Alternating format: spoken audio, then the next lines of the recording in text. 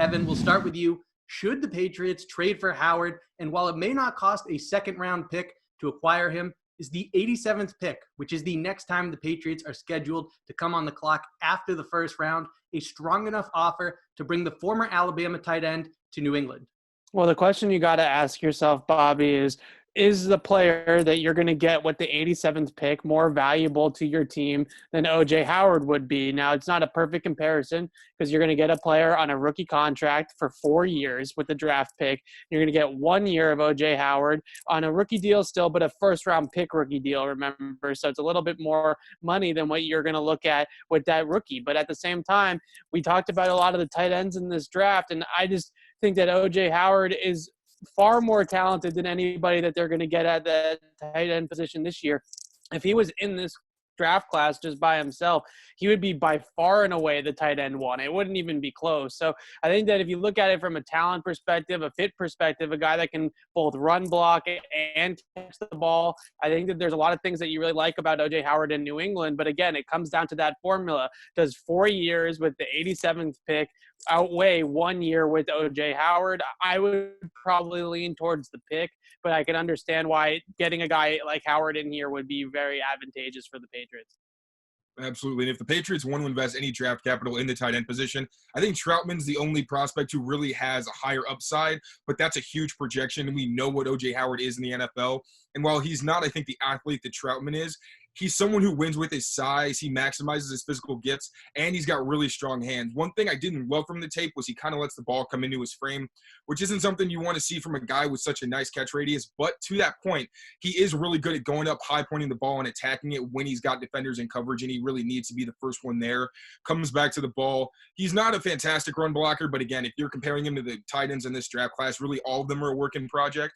And we know that Belichick really, from his top tight end, just wants somebody who can get in the way. And Howard's got the frame to be that guy. And I think he could give you a downfield threat at the tight end position. I don't think a lot of other guys in this draft can really give you, unless you're going to have to give up something like size or run blocking ability because there's so many kind of just big receivers.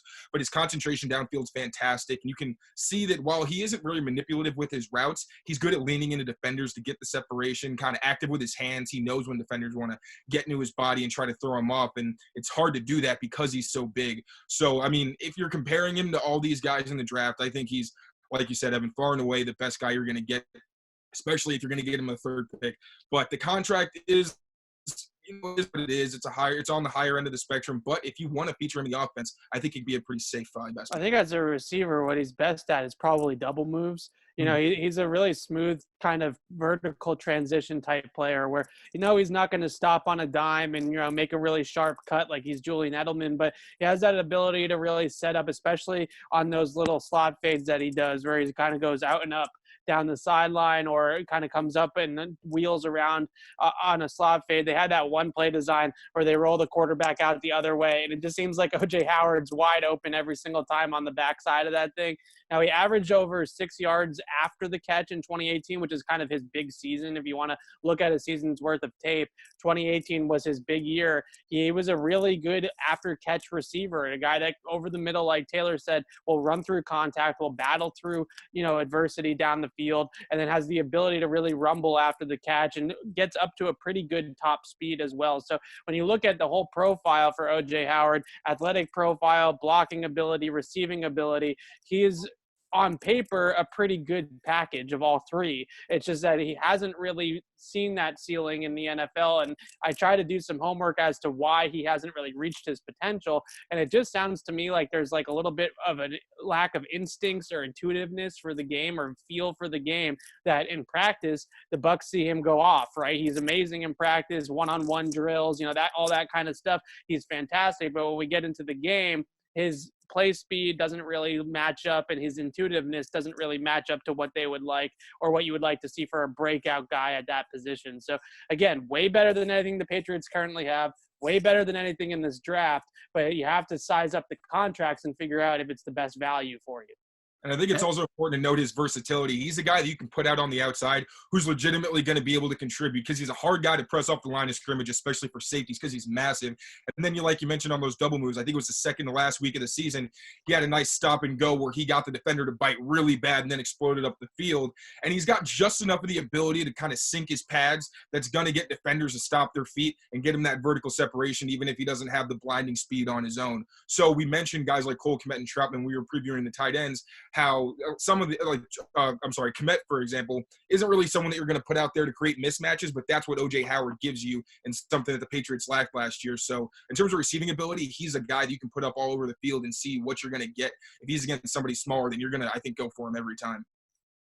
Evan, you mentioned the nearly 6.5 yards that Howard averaged in 2018. He also averaged over 16 yards per catch to go along with 5 touchdowns and 28 first downs. Then last season, he was diminished in Tampa Bay's offense, 52 targets, 34 catches. To both Bruce of Arians' those. experience.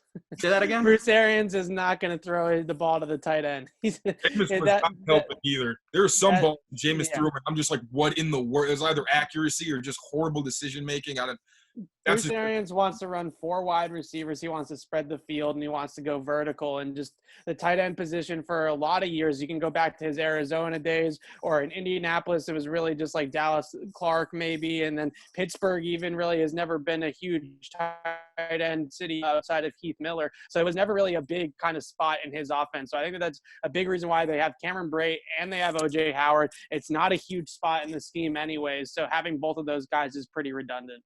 I understand that next contract being a significant part of the discussion, but Taylor, do you interpret this as Tom Brady, I guess we'll say, acquiescing or being more adapting to Bruce Arians' system and how he wants to operate? Because we thought that O.J. Howard would be a prime candidate to thrive working with Brady. I think it's going to be a middle ground kind of situation. I think that Arians is going to find out what Brady does well, but it's not like Brady can only thrive with multiple tight ends.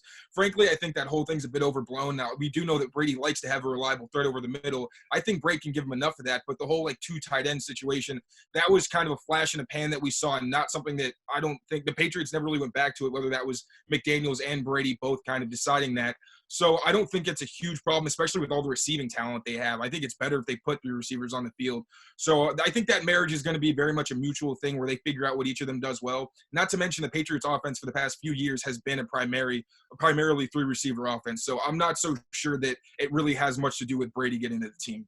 Yeah, Taylor just hit the nail on the head on that one. I think that the most overrated thing in the world is Tom Brady loves his tight ends, right? He loves every quarterback loves throwing the ball to tight ends. They're 6'6", they're huge targets. They got great catch radiuses. Most of these tight ends can really run nowadays. Of course, the quarterback's going to love throwing to a guy like that. So I agree 100% with Taylor that it's a super overblown narrative that Tom Brady needs the tight ends, loves the tight ends. And I think that, really with the tight ends in New England, yeah, it's awesome when you can throw the tight ends when it's Rob Gronkowski and Aaron Hernandez.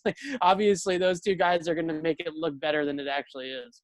And he's already got Mike. It's not like he's missing a lot of big targets. And Mike Evans and Chris Godwin are big targets on their own. He'll be just fine.